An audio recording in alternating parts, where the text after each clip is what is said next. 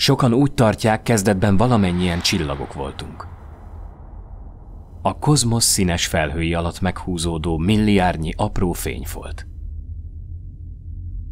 Energia.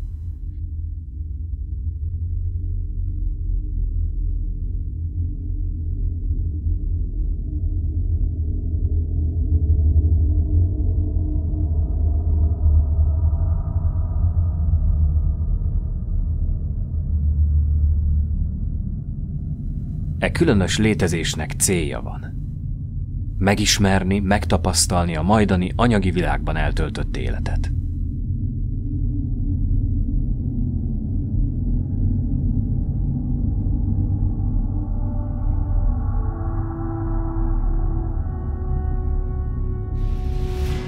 Megszületésünk előtt időtlen szemlélődőként tudattalanul formáljuk az univerzumot. Nincs érzés, sem gondolat. Nem létezik a jó vagy rossz fogalma. Mégis, amikor kell, világra jövünk.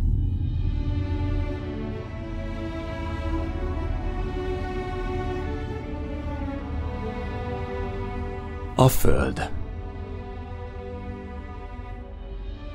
Az élők otthona.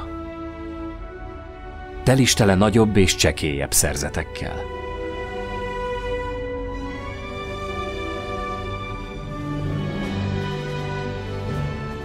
Csodálatosan szép és szenvedéssel átítatott sorsok fura elegye.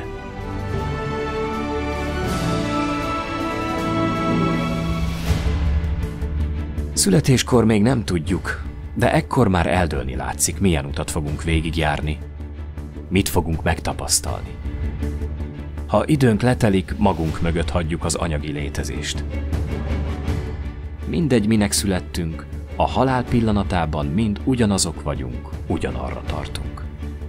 A mi fajtánk ezt a helyet úgy nevezi, Szénaország.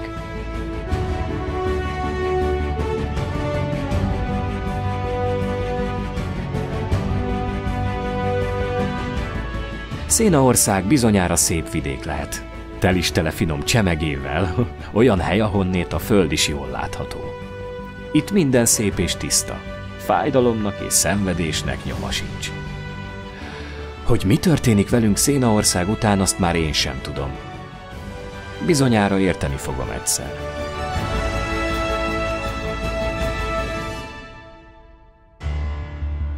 Mostanáig csillagok álmát aludtam, de az életem mindjárt elkezdődik. Hogy ki vagyok? Egy malac. Tengeri malac.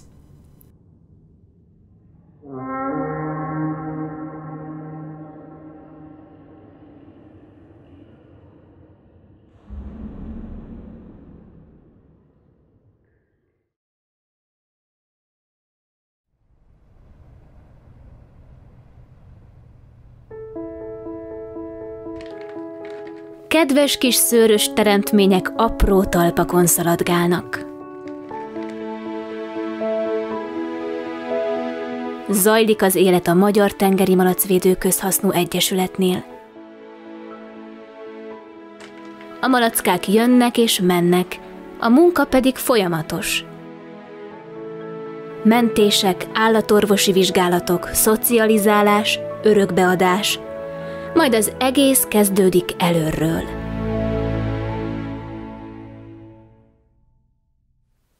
A sorsukra hagyott árvatengerészek mentése mindig tartogat valamilyen kihívást az Egyesület tagjainak, ám a közelmúltban a Pest megyei Zsámbékról érkező bejelentés még a gyakorlottabb munkatársakat is próbára tette. Kirándulók találtak malackákat a település mellett, nagyon sok malackát és nagyon rossz állapotban. Testüket hatalmas sebek borították, némely kisállat már kihűlve, csontsovány állapotban volt, telistele élősködőkkel. A csapatban több vemhes nőstény is volt. Több hetes megfeszített küzdelem, számos orvosi kezelés, vitaminkúra és ápolás eredményeként egy kivételével minden zsámbéki tengeri malacot sikerült életben tartani, megfelelő életminőséget biztosítani számukra.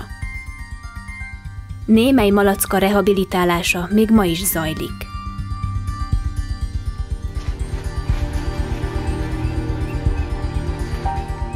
Két hónappal a mentés után végre az örökbeadásuk kérdése is szóba jöhetett. Filmünk készítője is örökbefogadó volt. Az ifjú Astrum, a Zsámbéki család egyik utódja, 5 hetes korában került boldog gazdiához.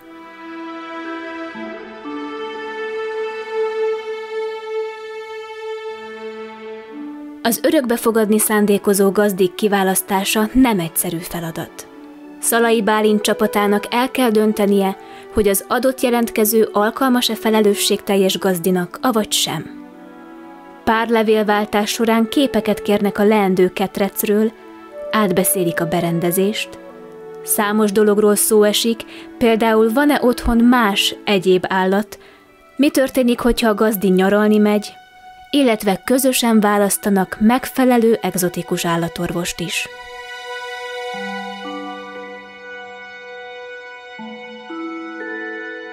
Az örökbefogadók egy része nem szereti ezt a procedúrát, tehát az örökbefogadni vágyók egy része, úgyhogy így 5 örökbefogadásból 1 valósul meg. A másik 4 azért nem, mert mondjuk egyedül szeretné tartani a malacot, jó neki a terrárium is, szotyival meg kukoricával is lehet etetni, szóval olyan dolgokat akar, amit mi meg nem szeretnénk, vagyis nem mi nem szeretnénk, mert ezt szoktuk mondani, ezek nem a mi feltételeink, hanem a marasztartási, tehát valójában a tengeri malacok ezt kérik.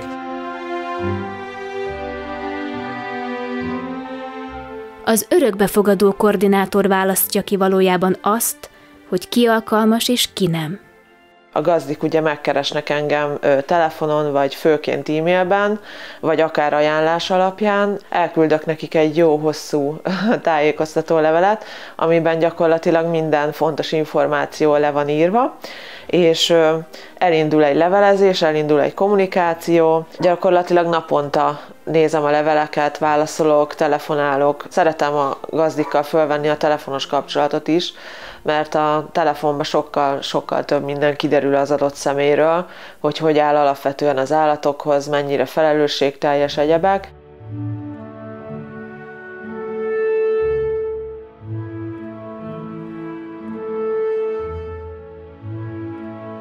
Lepapírozzuk, tehát örökbeadási szerződéssel mennek ki az állatok. Ez nekünk azért biztosíték, mert ha mégsem alkalmasak rá, akkor egyrészt vissza tudjuk venni, másrészt vissza tudják úgy adni, hogy a visszaviteli nyilatkozattal ismét az Egyesület tulajdonába kerülnek az kis állatkák.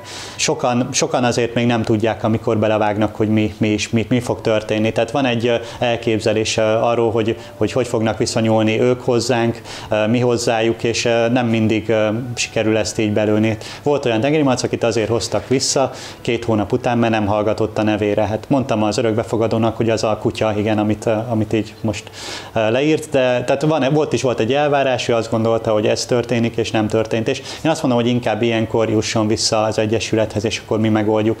Nagyon fontos még nekünk, hogy van utánkövetésünk, tehát olyan nincs, hogy elvisznek egy malacot, és akkor onnantól soha nem tudunk róla. Évente egyszer megy ki egy ilyen levél, ami rákérdez arra, hogy mi van a malacccal, képeket kell küldeni, súlyokat, illetve ugye, ha bármi gond van a malacccal, akkor lehet minket keresni. Tudunk segíteni nagyon sok dologba, akár állatorvos választásba, akár a költségek tekintetében is.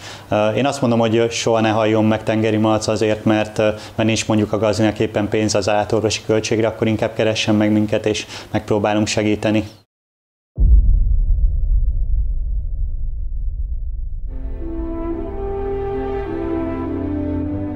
Tavasz van. Én pedig egy kicsiny, szőrös, félszerzett képét öltöttem magamra. Mondhatom, ám szépen vagyunk. Anyám is egy hozzám hasonló szörmók, akarom mondani, nálam egy kicsit nagyobb szörmók, de az is lehet, hogy csak a szőrekövér. Mindegy is, hiszen jó, hogy velem van. És van itt még valaki. Ő is egy kis csöpség, akárcsak én. Ketten együtt landoltunk. Jól meg vagyunk mi együtt. Van itt kérem minden. Koszt és kvárté, meg némi melegétel is. Habár nekem ezek a nagy szerzetek azért elég gyanúsak. Tudjátok, kézbe vesznek, nyomorgatnak, vizsgálgatnak, nem tudom, mi szükség van erre. És ahogy elnézem, most épp egyedül vagyok. Ezek a nagy szerzetek elragadták anyámékat. Hát, tök jó. Külön szállás biztosítva, de még mindig nagy a sürgésforgás. Várjunk csak. Ezek a nagyok most engem is elragadnak. Na, mondhatom ám, szépen vagyunk. Azt mondja, hogy... Hát ez meg ki? Vajon barát vagy ellenség? Szimat. Hozzám hasonló félszerzet, ha bár kevésbé szőrmókos. Öregebb is, mint én. Ugyanazt eszi, amit én. No, akkor barátkozzunk. Itt az orrom nem disznóláb, akarom mondani. Szervusz. Azt mondják, az én nevem Astrum. Zsámbéki Astrum. Nagyon örülök neki, hogy egyre több emberhez eljutunk, hogy egyre többen a helyes állattartást megismerik. Szerintem nagyon hasznos, főleg, hogy nagyon sok a kidobott állatka, akit, hogyha az Egyesület nem fogadja be, akkor igazából nincs más helyettünk. Szabó Roxana részt vesz az Egyesület kommunikációjának kreatív feladataiban, és ideiglenes gazdiként is közreműködik. A tengeri malacok iránti önzetlen szeretet és törődés családja számára is a mindennapok részévé vált. Mi 2014-ben a Rákcsálók világán a Lourdes házban találkoztunk Bálintékkal, és akkor ajánlottam föl neki segítségemet, hogy ha kell valamiben segíteni, akkor segítek szívesen, bármi, ami grafika. Zsolt készíti el az Egyesület grafikai anyagait. Ő felel mindenért, ami vizuális. Az online kreatívok mellett a nyomtatott kiadványok is az ő munkáját dicsérik. Elmondása szerint a naptárak elkészítésére a legbüszkébb. A naptárakat nagyon szeretem, nagyon-nagyon szeretem csinálni őket. Kihívás is egyébként, mert maga a témaválasztás, ugye, amit mindig kitalálunk, hogy most mert ugye minden naptár van egy bizonyos témája, ami alapján visszük a naptárt is, meg ugye a következő kampányt is. Tehát ezt nagyon szeretem csinálni, nagyon élvezem csinálni, de igazából a karácsonyi rajzfilmeket is nagyon szeretem. Jó lenne egy újat csinálni, de sajnos az nagyon-nagyon sok idő, és jelenleg ez túl sok idő lenne. De a naptárak az abszolút favoritok. Az Egyesület munkatársai az edukációra is nagy hangsúlyt fektetnek. Ennek egyik kiemelt célközönsége a gyerekek, akik szemmel láthatóan fogékonyak arra, hogy a felelős állattartásról halljanak. Jó eséllyel fel fog nőni egy olyan generáció, amely már nem fog utcára dobni egy állatot. Én már mindenhova feléjek. Aha. És mit szereted a tengeri malackákat? Igen. És mit szeretsz bennük a legjobban? Hogy etetni. És mivel szoktad őket etetni? Szélával. És van kedvenc tengeri malacod? Nagyon szép tengeri malac Legó. Legó? Ő a kedvenced? És amikor ideiglenes malacka jön hozzátok, az milyen? Az nagyon jó. És miket szoktál velük csinálni? Simogatod őket? Igen. És még miket szoktál velük? Nagyon sokat. Nagyon sok minden. És nem rossz, amikor elviszik őket? Igen. Kicsit. Igen. De tudod, hogy jó helyre mennek, ugye? Igen.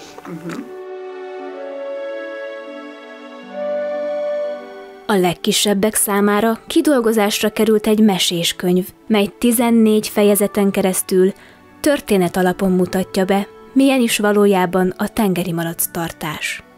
Van benne olyan rész, amikor állatorvoshoz kell vinni a malackát. Van, amiben a társítás fontosságát mutatják be, de akad benne szerelmi szál is. Igen, meg simi. Simi. Pulszi. Simi. Na, elmondod, hogy kell simogatni a malackát? Nézd így. Így óvatosan. Legó kakkantani fog. Tyű az áldóját, hát én meg hová kerültem? No, ennyit a barátságról. Pardon, mit is mondtál? Hogy is hívnak téged? Szóval a pitypangot jobb szereted, de csipesznek is becéznek. Nem mellesleg a pitypangot én is szeretem. No de akkor legyen a neved Csipesz. Csipi!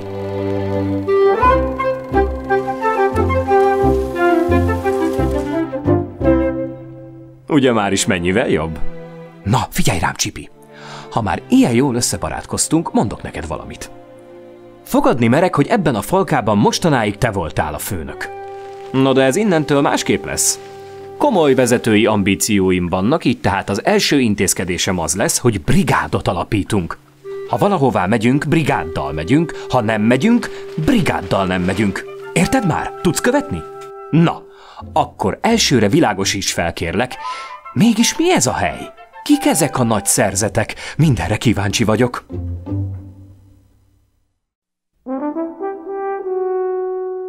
A gyermekek elérése mellett számos célzott törekvésük van a jelen állattartóinak edukálására is.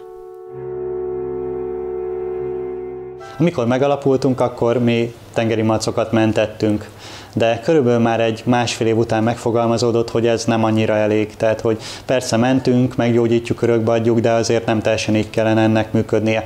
Akkor kitaláltuk, hogy csinálunk egy ilyen 10 parancsolatot, ami a malactartás 10 pontját foglalja össze, illetve elkezdtünk egy rendezvényt szervezni. Tavaly előtt a 10. ilyen rendezvény volt, egyébként Rákcsálók világának hívják. Az első 6 rendezvényt mi szerveztük, aztán együtt a Kisjatkér Alapítványnak átadtuk a szervezést.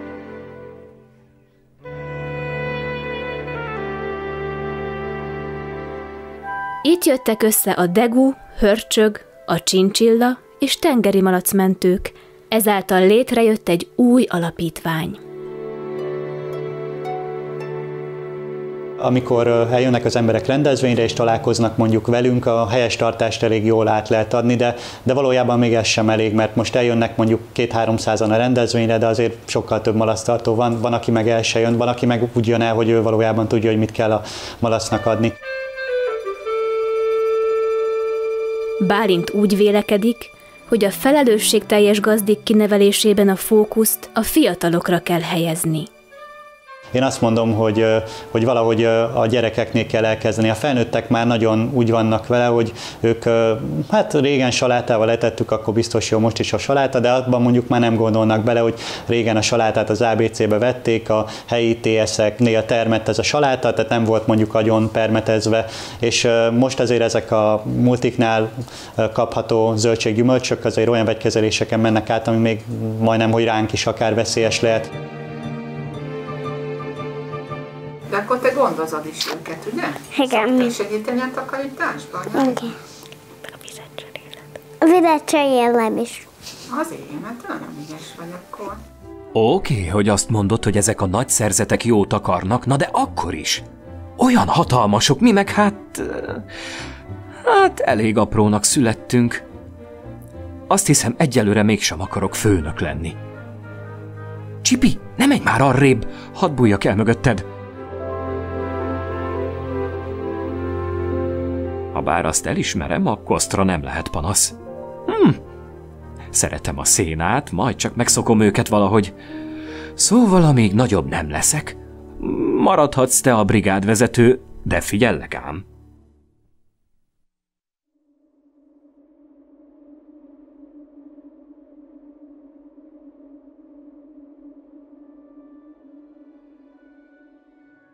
Mindenképp malacka kell mellé. Nem nyuszi, nem hörcsög, nem kutya, nem cica. Még egy pillanatra sem, mert a cicánál is ugye bármikor odakaphat, bárhogy a gazdi azt mondja, hogy ő egy nagyon barátságos cica, elhisszük, de akkor se rakja oda a malackát, mert ő zsákmányállat. A macska pedig biztos, hogy zsákmánynak fogja tekinteni egy idő után. Abszolút tudnak kötődni, én elég sok beteg állatot gondozok, tudom, hogy ez is iszonyatos kötődést tud kialakítani az állat és a gazdia között. Nyilván én nem vagyok a gazdia, de attól még megismeri a hangomat, az illatomat, de nyilván ők zsákmányállatok, tehát hogyha a malacka olyan, hogy nem szeret ölben lenni, nem szereti a simogatást, akkor ezt fogadjuk el neki, és akkor csak tartsuk őt kifutóban, menjünk ki a szobába, tegyünk malacbiztossá lakást, de nem minden malacból lesz ölbemalac.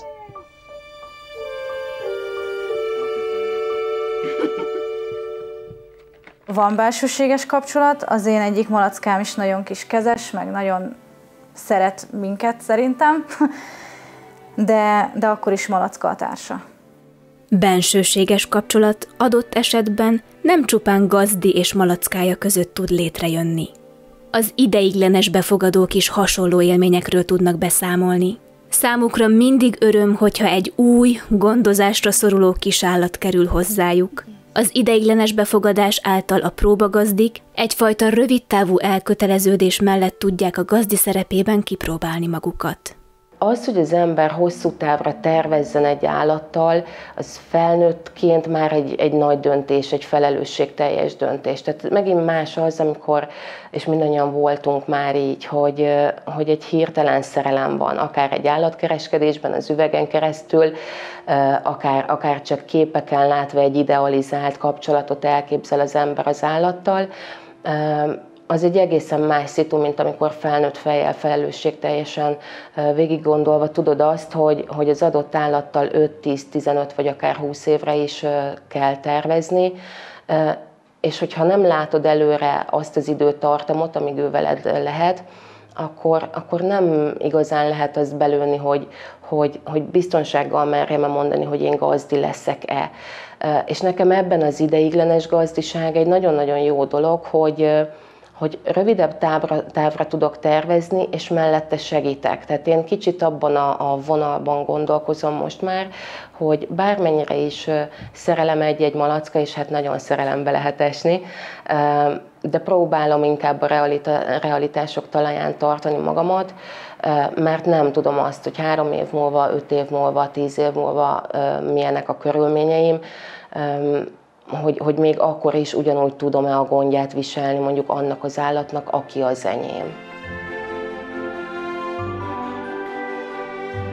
Nagyon-nagyon szeretek idimalacozni, mert imádtam, mikor alfa kis antiszoc stílusában el tudtam érni, hogy 10-15 percet így nyugisan fekszik az ölemben. Ő mai napig, hogyha benyúlok a ketrecbe, azért úgy elszalad, és akkor utána jön oda, hogy na, amúgy mi van a kezemben, és mit adok. De az idimalacoknál egy hét alatt el tudom azt érni, hogy tényleg jönnek, kinyitom a ketrecajtót, és már egy félig kilóg a kis teste, hogy na, mit adsz, ki vagy, hello? És hát nyilván ez az egómnak főleg jól esik, meg jól látni, hogy ők is összebarátkoznak, most például így egy új párosítás volt, és figyeltem a szokásokat, néha pánikolva írtam, mikor kitértem el Facebookon, hogy úristen, most csipog. Jó, és? Ja, jó. Tehát én nyilván jobban aggódtam a barátkozásukért, de tényleg minden malac más stílusra, hangulatra.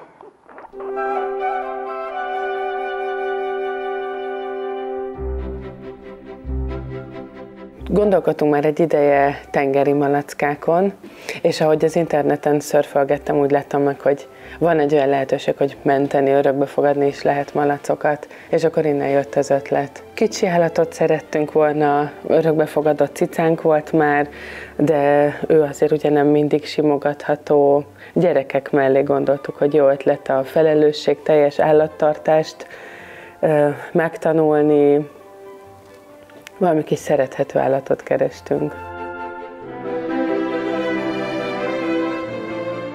Kell, hogy legyen egy fórum, amely képes arra, hogy összehozza azokat az igényeket, amik keletkeznek például általunk is, hogy mi szeretnénk egy tengeri malacot, és van egy másik oldalon egy igény, hogy vannak malackák, akiket meg kell menteni, akik nem megfelelő körülmények között élnek, esetleg, hogyha olyan van, hogy az állatkertetnek kell besegíteni, átvenni malackákat, akkor ugye ezt az egyesületet ismerem, én nem is ismerek más egyesületet Magyarországon, amely képes lenne arra, hogy ezeket az igényeket összehozzák. Tehát egyik oldalon a malackák megmentésének, a gondoskodásának az igényét, másik oldalon pedig ugye az emberek szeretnének háziállatot, szeretnének maguk mellett egy olyan kis élőlényt, amelyről lehet gondoskodni. Úgyhogy ez egy nagyon jó találkozóhely.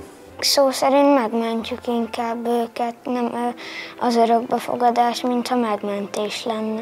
Csak úgy kiveszem és simogatom őket. Meg mit szoktál, hova szoktad rejteni? Be szoktam tenni így a pólom alá, és akkor így csikizi a hasamat.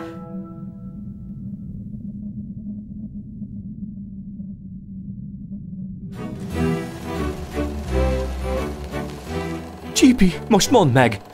Hát nem nekem volt igazam? Oda vetnek minket a saskesejűnek. Szavamra mondom, meneküljünk! Mi lesz most velünk? Ég veled, Csipesz! Jó cimborán voltál!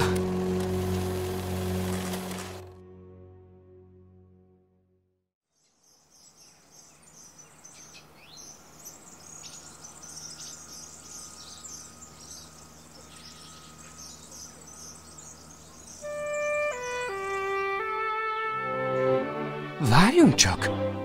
Mi ez a sokféle hang?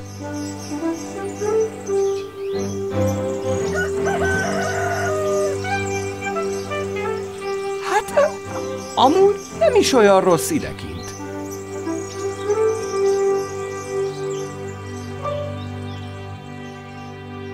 Csipesz ekkor mesélte el nekem, hogy nem volt mindig egyedül.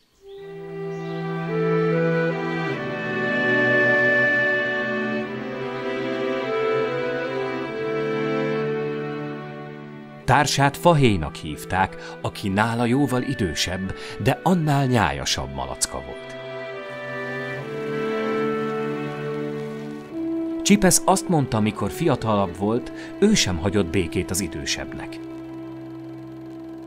Észrevettem, hogy Fahéj bácsi mennyire hiányzik neki. Azt mondta. Fahéj ma már egy másik országba utazott. Olyan útra lépett, melyre egyszer mind rálépünk.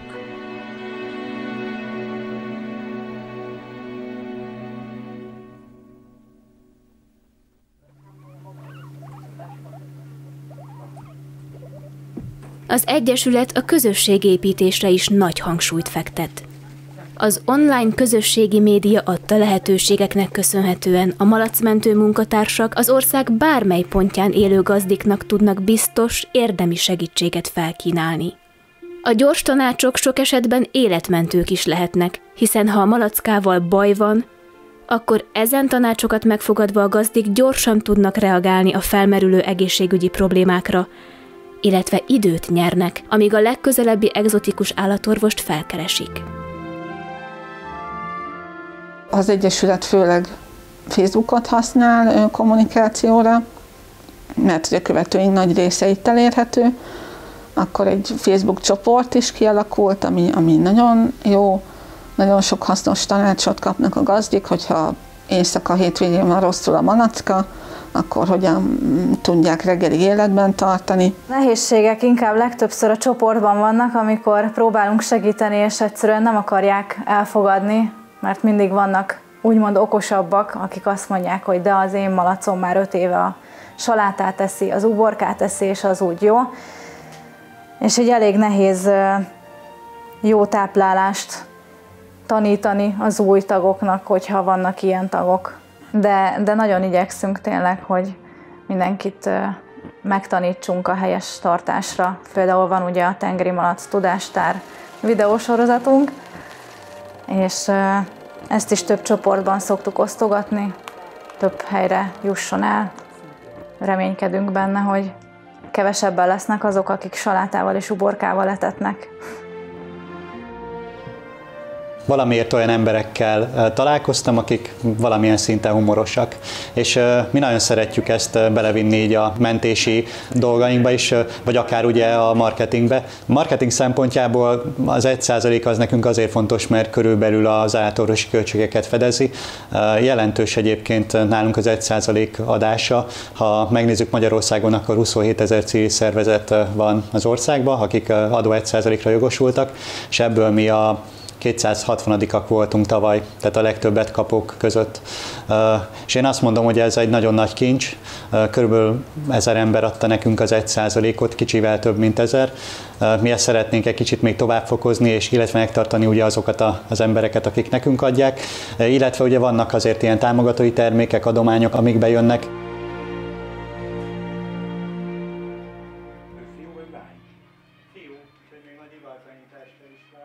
Az elmúlt hónapok tapasztalatai azt mutatják, hogy a rendszerben lévő malackák száma magasan stagnál.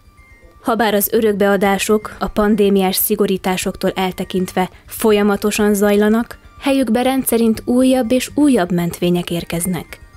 Az Egyesület munkatársai számára az egzotikus szakállatorvosi rendelők látogatása így szinte már mindennapossá vált.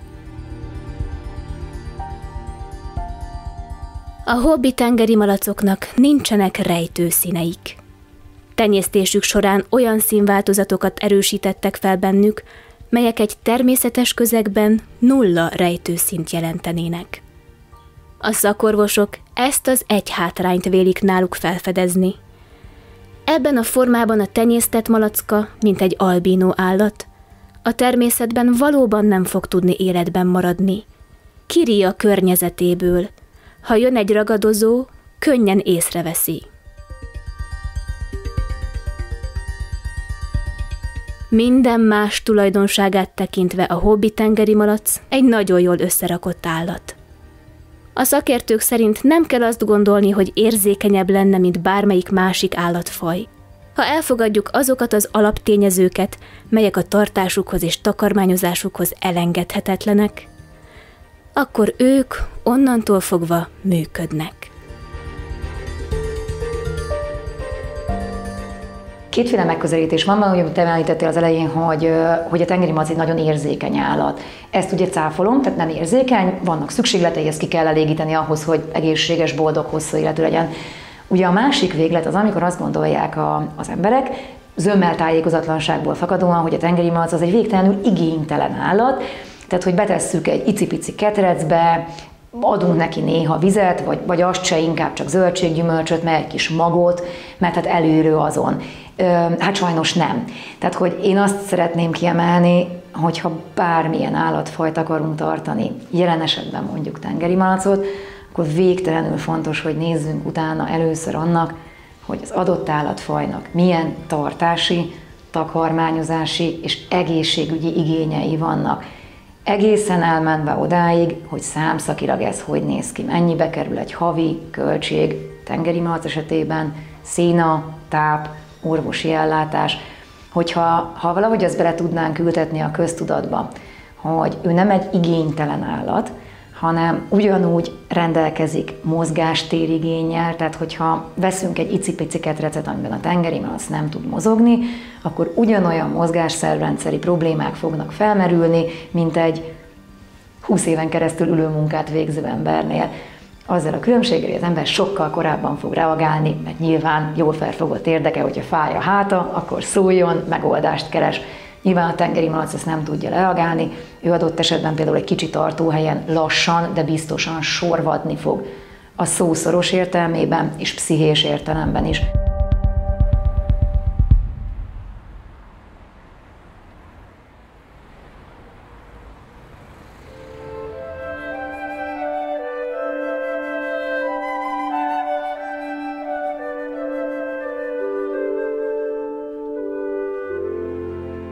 Csipesz úr, alighanem eljött az én időm.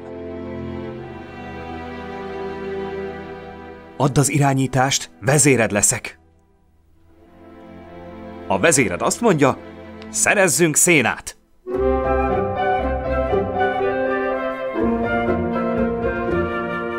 Hát ez mennyei, imádom a szénát. Várj csak, lopok ebből is egyet, csak a saskesejű nehogy észrevegyen. Elismerem, ezekkel a nagy szerzetekkel nincs is annyi baj. Nagy lelkűségem jeleként elfogadjuk a szolgálataitokat.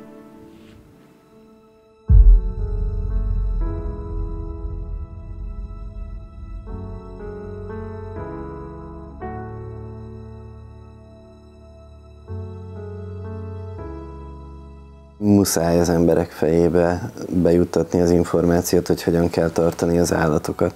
Tehát azt gondolom, hogy nem elég az, hogy csak és kizárólag úgy informálódnak, hogy nincsenek vezetve. Mert túl sok az információ, és nem feltétlenül jutnak olyan információhoz, ami jó és hasznos. Egészen addig, amíg az emberek, hogyha van egy véleményük, és ugye manapság nagyon-nagyon erős az ego, hogy az ő véleményük, akár mástól hallják, azt nagyon szeretik a saját véleményükként beállítani, de onnantól kezdve, hogy ezért tenniük kell valamit, változtatniuk kell valamit, onnantól kezdve kőkeményen kiállnak a saját igazuk mellett, hogy csak és kizárólag az a jó, amit ők gondolnak, holott ez nem így van. Változtatni kell, és lehet is.